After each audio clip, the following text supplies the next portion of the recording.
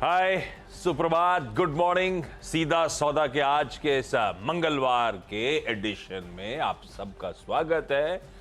हमेशा की तरह कोशिश बस ये है कि 20 ऐसे स्टॉक सुबह सुबह तैयारी कर ली जाए जो आज सेशन के दौरान रडार पे रखे जा सकते हैं। नीरज जी बैठे हुए साथ में, कुछ ही देर में हम लोग वो स्टॉक्स हाईलाइट करने की कोशिश करेंगे अगले आधे घंटे में। अब वो किसी ना किसी रीजन से फोकस में रखिएगा। सौदे वौदे डालना, ट्रेड वेट डालना, उसके लिए फाइनेंशियल एडवाइजर से कंसल्ट करना ज्यादा इंपॉर्टेंट है, ये ध्यान रखिएगा। खैर, पहले जरा मूड पिक्चर पेंट कर दी जाए, ग्लोबली कैसा हालचाल है। गिफ्ट निफ्टी कह रहा है 20-25 पॉइंट हरे निशान के साथ, यानी कि लार्जली फ्लैट लेकिन फिर भी ग्रीन में। कल इंट्राडे में क्या घूमे थे, उसके बाद फिर ग्रीन में शुरुआत होने की इंडिकेशंस मंगलवार के दिन। और पिच जो है एकदम सख्त दिख रही है, मस्त सख्त है। और ये तो कैसा लग रहा है, कल एसी में वो खेले थे क्या अपन लोग, जिसमें उसमें बॉल टप्पा खा रही थी कि टप्पा खाने के बाद छक्के पड़ रहे थे? टप्पा खाने से पहले छक्के पड़ रहे थे, दोनों साइड से पड़ रहे थे। क्योंकि शुरुआत में से लग रहा टप्पा खाने वाले लोगों को समझ में नहीं आ रही, 11 बजे के बाद फिर लोगों ने ऐसा उड़ा उड़ा के मारा कि पूरी पिच ठीक कर दी। क्या तो मूड है? मूड तो नैस्डैक दबाव में तगड़ा रहा है, फिर भी कह रहे हैं कि पिच सख्त। देखिए, कल भी अगर आप देखें तो कल और आज के मार्केट में, कल मतलब फ्राइडे का और मंडे का यूएस मार्केट सेम है। निफ्टी कह रहा हूँ, नैस्डैक वगैरह देखोगे तो आपको देख के ऐसा लगेगा यार पता नहीं क्या चल रहा है वहाँ पे, लेकिन ऐसा कोई दिक्कत है नहीं यहाँ पे। कल भी हमने कहा था कि मार्केट यूएस का पॉजिटिव लेके चलिए, आज भी वैसे ही है। एक स्टॉक की वजह से नैस्डैक में दबाव है, वो एनवीडिया है। तो अब एनवीडिया में भी प्रॉफिट बुकिंग बनता है भाई, वो दुनिया का सबसे महंगा स्टॉक हो गया, इतना चल गया लास्ट वीक, तो लोगों ने थोड़ा सा प्रॉफिट बुक किया, उससे नैस्डैक नीचे आ गया। लेकिन लोअर लेवल पे या ब्रॉडर मार्केट में छोटे स्टॉक्स में, ओल्ड इकोनॉमी स्टॉक्स में खूब बाइंग, और इसके पीछे सॉलिड कारण है। कल बॉन्ड यील्ड और गिरी है, 2.5% और गिर गई है 10 साल वाली बॉन्ड यील्ड। तो धीरे धीरे अब लोगों को ये कॉन्फिडेंस आ रहा है या माहौल बन रहा है या लोगों ने डाइजेस्ट कर लिया है कि अब रेट कट की उतनी ज़्यादा चिंता इसमें मार्केट में है नहीं, और अर्निंग्स पे पूरा फोकस है, और उसी लिए मार्केट वहाँ पे बना हुआ है। मतलब सरप्राइजिंग मेरे लिए ये है कि 5500 के आसपास S&P खड़ा है, जो कि साल भर के टारगेट लोगों ने दिए थे। तो इसलिए वहाँ से मुझे कोई दिक्कत लगती नहीं है। यहाँ अपने घरेलू मार्केट में भी कल 1-2 घंटे हिचकोले खाने के बाद मार्केट सही हो गया था। तो आज भी मुझे लगता है कि पिच में कोई प्रॉब्लम नहीं। कल देखो कैसा धुनाई की हम लोगों ने ऑस्ट्रेलिया वालों की, मस्त बदला ले लिया। तो अब कौन कौन बाहर, हम पहले हुए जो सेमीफाइनल क्वालिफाई करें? यार ये गणित मुझे पता नहीं है, इसलिए मैं गलत नहीं बोलूँगा। कैमरे के पीछे से डॉक्टर साहब बता दें कौन चल रहा है, पीछे से बता नहीं पा रहे, उनको लग रहा है आवाज आएगी इस पे। इंग्लैंड भी पहुंच गई और हम भी पहुंच गए। ओके, बाकी 2 का फैसला मैं ट्रैक रखता हूँ। रखते हैं कुछ और भी पता चल रहा है मुझे, थोड़ी देर बताता हूँ आपको। लेकिन ये तो पिच बढ़िया है, पिच तो बढ़िया है एकदम। चलिए भाई, शुरुआत करी जाए एक ऐसे स्टॉक से जो बहुत लार्ज ट्रेड हो रहे हैं इसमें, बहुत ज्यादा, तो फिर भी ग्रीन रख रहा हूं, पर ये चला बहुत है। और लार्ज ट्रेड्स का मतलब, एक तो मुझे ये भी लगता है कि जब इतने सारे फंड वगैरह खरीद लेते तो इनकी एपेटाइट तो खत्म हो गई, ये खुले बाजार में खरीदने क्यों आएंगे किसी स्टॉक को। पर इन सब का इस भाव पे चेक इन करना मतलब इन लोगों को अभी भी इसमें वैल्यू नजर आ रही है, या लंबी अवधि के लोग बेट कर रहे हैं स्टॉक में, ऐसा ही मानूंगा ना मैं। तो हुआ क्या, कार ट्रेड को मैं ग्रीन रखता हूं, पर आई डोंट नो ये आज हरे में रहेगा नहीं रहेगा, पर इंटरेस्टिंग है इसलिए टॉप 20 में बताना जरूरी है। रख रहा हूं, अपन सिर्फ वॉच आउट करेंगे भाई स्टॉक्स को, सारे स्टॉक्स को ऐसे ही। कल हुआ जैसे आवाज ने बताया था वैसे ही लार्ज ट्रेड प्ले आउट। 3 लोगों ने माल छोड़ा है। अभी 3 लोग कौन है भाई? एक नाम आया था हाइडेल इन्वेस्टमेंट, जिसने माल छोड़ा। बेसिकली हाइडेल इन्वेस्टमेंट कुछ नहीं है, यूएस बेस्ड जो अपना वारबर्ग पिंकस है उसका आर्म है, तो वारबर्ग पिंकस ने माल छोड़ा। दूसरा नाम आया था मैकरिची इन्वेस्टमेंट्स का। मैकरिची इन्वेस्टमेंट सिंगापुर की तेमासिक की होल्डिंग कंपनी है, तो बेसिकली तेमासिक ने और साथ साथ वारबर्ग पिंकस ने माल छोड़ा। ये बीएससी में सौदे हुए। इसका एनएससी में भी एक सौदा हुआ जहां पे CMDB2 ने माल छोड़ा है। CMDB2 क्या हुआ? ये बेसिकली JP मॉर्गन का इन्वेस्टमेंट प्राइवेट इक्विटी फंड है मेरे ख्याल से। तो ये जेपी मॉर्गन हो गया, उधर तेमासिक और वारबर्ग पिंकस, इन्होंने माल छोड़ा और हाथों हाथ लिया गया है। बजाज अलियांस ने करीब 4.25 लाख शेयर्स, HSBC ग्लोबल ने 4.25 लाख शेयर्स, सोसाइटी जनरल ने करीब 6 लाख शेयर्स, वेरिटॉन ने करीब 5 लाख शेयर्स, गोल्डमैन सैक्स ने 6.25 lakh shares, Juniper India fund ने करीब 4.25 लाख शेयर्स, इन सब ने खरीदारी करी। अदला बदली हुई है, अभी भी लोग भरोसा कर रहे हैं, पी कुछ प्लेयर्स पुराने एग्जिट हुए, पर ये स्टॉक ऑलरेडी नीचे से डबल हो चुका है। ये बात अलग है कि आईपीओ का भाव 1500-1600 रुपए ऑड लेवल था, वो भाव आज तक आए नहीं है, पर ये डबल हुआ है। अपन वॉच आउट करेंगे, जो एंट्रीज हुई हैं जिनके नाम आए खरीदारों के तौर पे, अच्छे नाम हैं, मैं ग्रीन कर दिया स्टॉक को। दूसरा मैंने Amara Raja energy and mobility, जिसे अपन पहले अमारा राजा बैटरीज कहते थे, नया जामा पहन लिया इसने और उसी तरफ बढ़े चले जा रहा है। तो इसकी होली ओन सब्सिडरी है Amara Raja advanced cell technologies. इसने एक टेक्निकल और लाइसेंसिंग एग्रीमेंट किया है GIB एनर्जी एक्स स्लोवाकिया के साथ। दरअसल एक ग्लोबल कंपनी की सब्सिडरी जिसके साथ ही करार हुआ है। बेसिकली लिथियम आयन सेल्स के लिए कुछ LFP टेक्नोलॉजी है वर्ल्ड क्लास, वो इन्होंने सोर्स कर ली है। तो सिलेंड्रिकल और कह रहे हैं प्रिज्मेटिक फॉर्म में ये मैन्युफैक्चर कर पाएंगे अब LFP cells, lithium ion sales.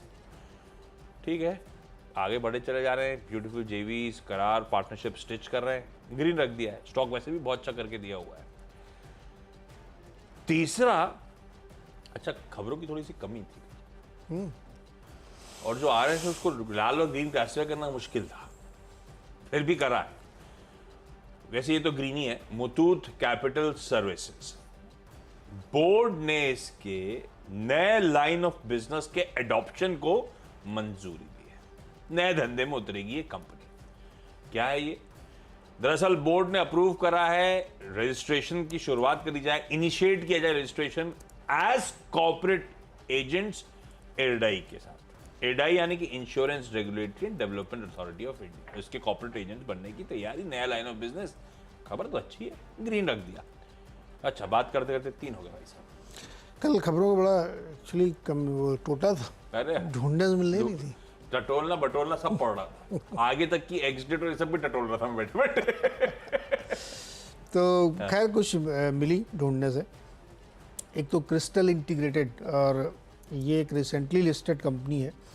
कल इसमें शाम के टाइम नुवामा की एक रिपोर्ट आई है, बहुत बड़ा टारगेट इन्होंने दिया, 814 से सीधे 1370, मतलब लगभग 70-80% की अपसाइड का इसमें टारगेट इन्होंने दिया है। और इनका ये मानना है कंपनी जो सर्विसेज प्रोवाइड कर रही है, हाउस कीपिंग, सैनिटेशन, लैंडस्केपिंग तमाम की, और इसमें काफ़ी अच्छी इनकी ग्रोथ दिख रही है। और इन्होंने लोकेशन जहाँ जहाँ ये सर्विसेज दे रहे हैं उसकी संख्या बढ़ा के 1962 से करीब 2500 कर दी है। और स्टॉक अभी भी बहुत अंडर वैल्यूड है, ऐसा नुवामा को लगता है, इसलिए उन्होंने टारगेट बढ़ाया है। और इनका नाम मानना है कि रेवेन्यू में करीब 27% का CAGR FY 24 से 26 एस्टिमेट इनको लगा के चल रहे हैं। तो इसको ग्रीन में लेके चल सकते हैं। अभी इस वीकेंड ही एयरपोर्ट गया हुआ, तो पता है आजकल हर चीज ऑब्जर्व, तो पार्किंग लॉट ये वो सब इन्हीं के कंट्रोल में, मुंबई एयरपोर्ट। अब मैं रिकॉल कर रहा हूँ कि स्काई ब्लू और नेवी ब्लू कलर का जो क्रिस्टल लिखा था वो इन्हीं का है क्या? हाँ हाँ हाँ, वही है ना, शायद ये वही है, ऐसे कुछ टाइप। हाँ, इस कलर का होता है। ओके, सही धंधे पकड़ रखे लोगों ने, जहाँ कोई कंपटीशन ही नहीं जाता। हाँ, क्या बढ़िया कॉन्ट्रैक्ट बेसिस पे। अच्छा, दूसरा स्टॉक है एवेन्यू सुपरमार्ट। इन्होंने एक और नया स्टोर खोला है हैदराबाद में, सन सिटी में। अब इनके कुल स्टोर हो गए 371। यार हैदराबाद में बहुत खोल रहे हैं ना, उधर तेलंगाना में बहुत स्टोर खोलेंगे इस कंपनी ने। पिछली बार भी जब अपडेट दे रहे हैं तो वहीं खोल रहे थे। अरे ये नहीं एग्रेसिव तो हो गए, अब कॉन्स्टेंटली अपडेट आते होना पड़ेगा। क्यों? बिना एग्रेसिव वो इतना, हाँ, इतना कंपटीशन आ रहा है कि रिटेल की सिर्फ एक ही चीज़ है कि आप जितनी सप्लाई अपनी बढ़ाओगे, टच पॉइंट्स बढ़ाओगे, उतना ही काम होगा। तो ये वो मजबूरी है। टच पॉइंट बढ़ाने के लिए इन्होंने वैसे उससे वो इनका जो वो है कौन सा अपने रेडी ये तो इन्हीं का डिमांड है। रेडी के कंसेप्ट के थ्रू टच पॉइंट बढ़ा रहे हैं। बड़े वाले फॉर्मेट स्टोर्स इस तरह से अनाउंस हो रहे हैं। मुझे लगता है ये जो एसेट हैवी मॉडल है ना इनका, कि बिना दुकान खरीदे मैं खोलूंगा नहीं, ये उन्होंने हमेशा से रखा था, चेंज करना पड़ेगा वो। हर जगह रियल एस्टेट इतना महंगा, आप खरीद खरीद की दुकान नहीं खोल सकते, एसेट लाइट करना पड़ेगा आपको, किराया वराया पे लेना पड़ेगा। खैर, पर खैर दवानी साहब से बढ़िया कोई चला नहीं पाया आज तक, तो जो कर रहे होंगे खैर स्मार्टली कर ही अपने रहे खैर होंगे, या उनका सोच हर रहे एक होंगे। अपनी अपनी सोच है। तीसरा है क्राफ्ट्समैन ऑटो, और इन्होंने एक सनबीम और केदारा कैपिटल के साथ एक टाई अप किया है, कुछ स्टेक उसमें से खरीदेंगे कई ट्रेंचेस में, तो इसको भी ग्रीन में लेके चल रहा है। तो मेरा भी 3 हो गए भाई। ओके, अगले 3 जो है फिर कुछ अनाउंसमेंट आए थे कल शाम को भाई। आरबीएल बैंक कह रहा है हमारी बोर्ड मीट स्केड्यूल्ड है 27 जून को। अब भाई आज 25 हो गई, 27 मतलब परसों थर्सडे को बोर्ड मीट है, जिसमें इस कंपनी का बोर्ड फंड रेजिंग, और इस केस में फंड रेजिंग शेयर इशुएंस के थ्रू, और शायद वो मोर स्पेसिफिकली क्यूआईपी के थ्रू फंड रेजिंग की तैयारी। तो उससे पहले ग्रीन रखा है इस काउंटर को। हालांकि इस समय वैसे सबकी नज़रें बैंक निफ्टी के मोमेंटम पे हैं। जैसे निफ्टी कल घूमा था, बैंक निफ्टी भी स्ट्रॉन्ग बायंसी थी, और अगर बाजार को आगे पढ़ना है तो और फर्दर लेग्स हैं कि नहीं बैंक निफ्टी में, वो closely watch out. Bank Nifty और आईटी देखते हैं। एयू स्मॉल फाइनेंस बैंक का ऐसे ही जैसे आरबीएल का अपडेट आया था, इनका आया। ये कह रहे हैं कि हमारी बोर्ड मीट शेड्यूल्ड है और 27 जून को हमारी भी है, यानी कि थर्सडे के दिन ही हम भी बोर्ड मीट कर रहे हैं, हम भी फंड रेजिंग करेंगे, और हम भी शायद क्यूआईपी या प्राइवेट प्लेसमेंट बाकी मोड्स के थ्रू, बेसिकली शेयर इशुएंस के थ्रू, इसीलिए प्रोमिनेंस है। ये तो कहते हैं एनसीडीज, डिबेंचर्स, डेट, उस तरफ नहीं जाता हूँ। जब शेयर इशुएंस वाले होते हैं तो मेंशन कर देता हूँ। एयूएसएफबी को रखिए रडार पे भाई। अच्छा, साथ साथ ही वैसे अपनी बोरिंग लिमिट भी बढ़ाने के लिए बोर्ड मंजूरी लेंगे, वो अलग बात है। इसको ग्रीन करा। इस बीच ये 2 क्यूआईपी करने का मूड बना रहे थे, तो बोरोसिल बोला हम तो क्यूआईपी खोल देते हैं। तो मूड बना रहा हूं, तो मूड बना, बटोर लेते हैं। तो बोरोसिल का कल शाम को भैया क्यूआईपी क्वालिफाइड इंस्टीट्यूशनल प्लेसमेंट जो है खोल गया है। 331 रुपये 75 पैसे की फ्लोर प्राइस तय करी गई है। हालांकि पता था कि क्यूआईपी बोरोसिल का आना, जैसे ये लोग अभी बोर्ड मंजूरी देगा, मेरे ख्याल से बोरोसिल के बोर्ड ने साल की शुरुआत में जनवरी में मंजूरी दी थी फंड रेजिंग 520 करोड़ रुपए तक की, सॉरी 250 करोड़ रुपए तक की फंड रेजिंग क्यूआईपी इशुएंस के थ्रू। तो उसी कड़ी में कल ये क्यूआईपी बुक खुली है, तो अपन ने इसको भी ग्रीन ही कर दिया। ओके, अच्छा, 4th स्टॉक हमने रखा है इंटरग्लोब एविएशन, और इसमें कैसे बिजनेस अपडेट उन्होंने दिया है कि फ्रिक्वेंसी बढ़ाई इन्होंने मुंबई और जद्दा के बीच जाने वाली फ़्लाइट्स की।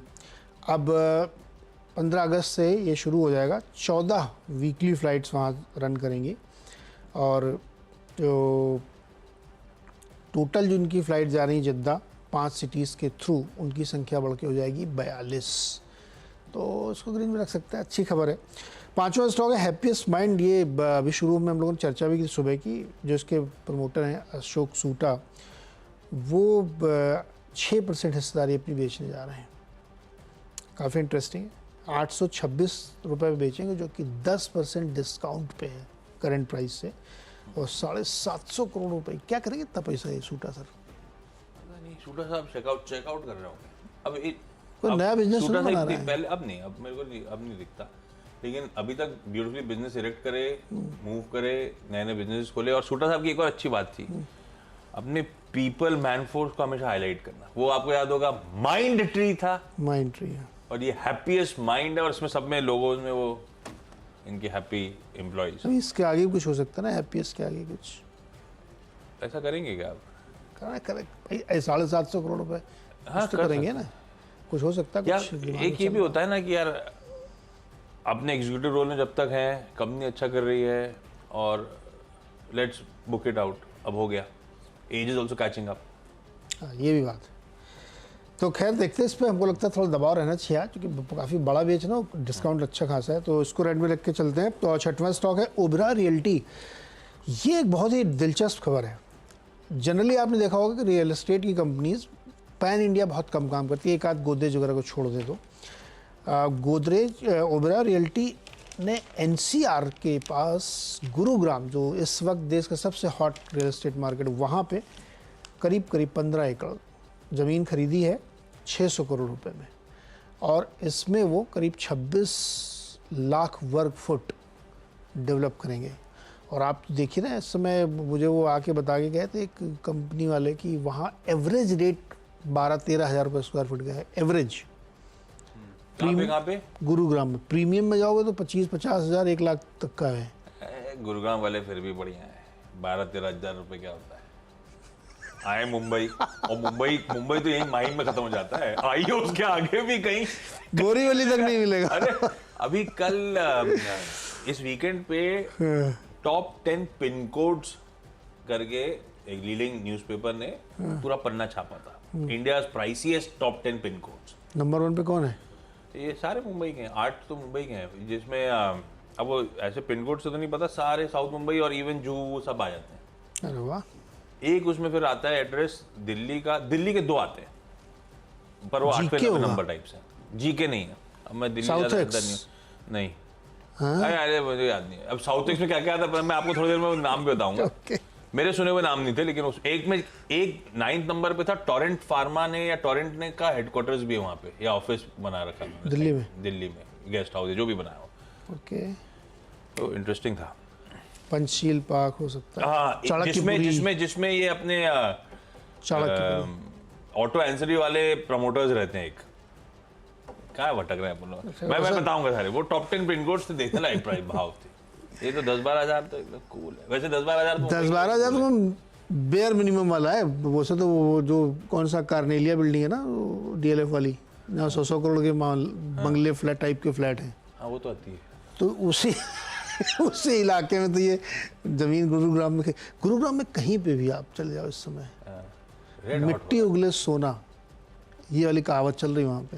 और गुरुग्राम एंटर करते थे सालों से, डीएलएफ का जो वो फील, डीएलएफ का वो सेटअप ब्यूटीफुल था। एक मुझे किसी ने बताया, पुराने दिल्ली वाले हैं, कि इस समय दिल्ली में 2, एक नोएडा इलाका, नोएडा ग्रेटर नोएडा, और एक गुरुग्राम। तो जितने एंटरप्रेन्योर्स बिजनेसमैन है ये सब गुरुग्राम, क्रीम के लिए गुरुग्राम है, और बाकियों के लिए रिटायर्ड आईएएस अफसर, जर्नलिस्ट और पत्रकार, भोपाल पढ़े लिखे नहीं, वो नोएडा ग्रेटर नोएडा ऐसी प्रोफाइल भोपाल में मिलेगी। ये एकदम मतलब दिख रहा है, इसमें कोई पर्सनल नहीं, लेकिन 2 एकदम क्लियर के डिवीजन दिख रहे हैं इसमें। तो खैर एनीवे, ब्रेक लेते हैं। डॉक्टर साहब इंदौर भोपाल में भी ऐसा ही कुछ है। अच्छा ब्रेक लिया यार, ब्रेक के ऊपर लौटेंगे। और फिर से आपका फटाफट एक और 4 स्टॉक्स आपको और बताते हैं, जिसमें 7th नंबर पे है जोमेटो, और इसमें यूबीएस की एक रिपोर्ट आई, एक और रिपोर्ट आई, 2 रिपोर्ट आई, लेकिन यूबीएस का मेंशन कर रहा हूँ मैं। 250 रुपये का टारगेट इन्होंने इसमें रखा है, और इन्होंने बहुत सारे लॉजिक दिए हैं, स्विगी से भी कंपेयर किया है। क्विक कॉमर्स वाला इनका जो है वो बहुत अच्छा कर रहा है, तो इनका मानना है कि इसको रखना चाहिए टारगेट के साथ 250 का। एचडीएफसी बैंक में बर्नस्टीन ने एक रिपोर्ट आई है, अब देखिए स्टॉक चल रहा है तो फिर से सारे लोग एक्टिव हो गए। 2100 रुपये का टारगेट दिया इन्होंने, 1700 पे पहुँच चुका है ये, 2100 का लक्ष्य दे रहे हैं। उनका मानना है कि रिटर्न ऑन एसेट्स 1.8% से 2.1% हो सकता है नेक्स्ट 4 ईयर्स में। ध्यान रखिएगा, 1 से ऊपर का अगर किसी का ROA है किसी बैंक का तो वो बहुत बढ़िया माना जाता है, तो अब इनका तो खैर बहुत ही ऊपर है, तो इसलिए इसको रखिएगा। 9th स्टॉक कॉनकॉर है, इसको मैं रेड में रख रहा हूँ। इस स्टॉक में प्रेशर दिख रहा है, कल भी ये गिरा है और मुझे लगता है ये और कमज़ोर होगा अभी, क्योंकि ये चला भी खूब था। हालांकि कंपनी का गाइडेंस बहुत ज़बरदस्त है, 30% की ग्रोथ वो रेवेन्यू बता रहे थे, लेकिन लग नहीं रहा कि सस्टेन करेगा, तो यहाँ पे थोड़ा दबाव है, इसलिए रेड में रख सकते हैं। और जी एंटरटेनमेंट रखिए, इन्होंने एक अपडेट दिया था कि इन्होंने अफ्रीका में शायद एक नई अपनी सब्सिडरी का ऐलान किया है। ओके अच्छा, रतन इंडिया एंटरप्राइजेस, इस कंपनी की step down subsidiary throttle aerospace systems ने अनाउंस करा है कि वो एंटी ड्रोन प्लेटफॉर्म जो है द डिफेंडर, जो इन्होंने इंडिजिनियसली डेवलप करा है, यानी खुद ही पूरी तरह से डेवलप करा है, उसके ट्रायल्स का कमेंसमेंट कर रहे हैं। तो पावरफुल आर्टिफिशियल इंटेलिजेंस का इस्तेमाल हो रहा है एक्टिवली ट्रैक और न्यूट्रलाइज करने के लिए रोग ड्रोन्स को। ये अपडेट आया है IRDW क्या है, Indian defence research wing article में। तो डिफेंडर मैगजीन का अपडेट था, उसमें अलर्ट्स आए थे। ये स्लाइटली ध्यान रखिएगा, ये पब्लिश डे बिफोर यस्टरडे था, जो मैं कल रात में देख रहा था। रेडार पे रखते हैं, देखते हैं किस तरह का मूव ये डेवलपमेंट देता है। ड्रोन वोन्स इंटरेस्टिंग, इंडिजिनियसली मैन्युफैक्चर्ड, और जिसकी ट्रायल टेस्टिंग की शुरुआत हो रही है। दो और फिर टटोले मैंने। आरआर कबेल मिला मुझे एक, जिसमें कल प्रमोटर्स ने माल छोड़ा है। प्रमोटर एंटिटी है Ram Ratna research and holdings private limited. 5,90,000 shares छोड़ दिए गए बाजार में 1734 1735 के भाव के आसपास। तो प्रमोटर सेलिंग के चलते लाल है। वैसे ऑफ लेट खूब तगड़ी प्रमोटर्स की सेलिंग चली जा रही है। उसमें ज़्यादातर तो हमने चैनल पे अपडेट कर रखा है आपको। ये लार्ज ट्रेड एक इशू था, थोड़ा सा थमते हुए दिख रहे हैं आजकल, एक का दुक्का ही हो रहे हैं। कल रात में बहुत ज़्यादा लार्ज ट्रेड बल्क और ब्लॉक डील्स नज़र नहीं आई जैसे पिछले हफ्ते आ रही थी। बस ये कंफर्टिंग है, पर वॉच आउट करिएगा। टाइड वाटर ऑयल में प्रमोटर की बाइंग हुई है। प्रमोटर एंटिटी है standard greases and specialities private limited. इसने कल 1,62,000 शेयर्स खरीदे हैं, करीब 2029 रुपए के आसपास। और फिर फाइनली और टटोला तो सुबह एडीआर भी मूव नहीं कर रहे थे। तो फिर यात्रा का, हालांकि यात्रा का इतना लिक्विड है कि कोई मायने नहीं है, पर यात्रा ऑनलाइन को ग्रीन कर दिया भाई मैंने। अंडर परफॉर्मिंग स्टॉक है, अगर साल का चार्ट देखेंगे तो पिटा हुआ स्टॉक है। लास्ट टाइम मुझे याद है जब मैंने मेंशन करा था रब ऑफ के तौर पे इसके एक एंटिटी लिस्ट होने आई थी पीयर, तो ये हिला भी नहीं था। नहीं यात्रा का साल का। तो इस बार भी बस देखते हैं आज किस तरह का मूव आता है, लेकिन बहुत ज़्यादा बेयरिश ग्रिप में ये काउंटर आपको नजर आएगा। ग्रीन रखा है सिर्फ संकेतों के बीच। 10-10 पूरे। क्विकली छोटा सा ब्रेक ले लिया जाए। ब्रेक के उस पार जब हम लौट के आएंगे तो आज की टीम्स का एक क्विक रैप अप।